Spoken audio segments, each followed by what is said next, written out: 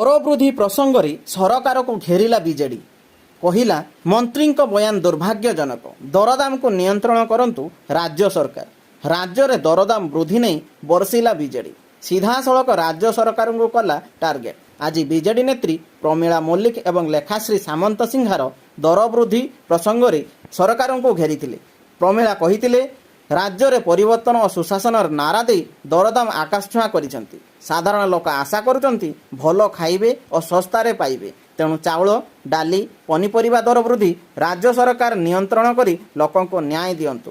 तेज मंत्री कहउचंती दरदाम रे सरकार नियंत्रण नहीं, यह अत्यंत दुर्भाग्यजनक।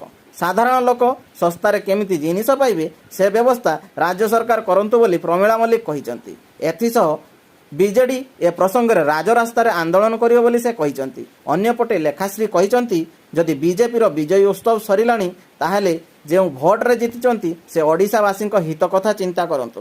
दरदाम हु हु होई बढ़ुची आ दायित्वहीन मंतव्य देइचंती मंत्री। सरकारक दायित्व हेउची दरदाम नियंत्रण रखिबा जहाँ फल लोके जिनिस किणी व्यवहार करें, किंतु राज्य सरकार हाथ टेकी देवा दुर्भाग्यजनक बोली लेखाश्री कहिसंती। से आहुरी मध्य कहिसंती जे मंत्री असहायता प्रकाश करिसंती। बाहर राज्य परिबा आसुची सेठी दर बढ़ी बोली एठी बढ़ुची बोली मंत्री कहउचंती, जहाँकि सत्य नुहे।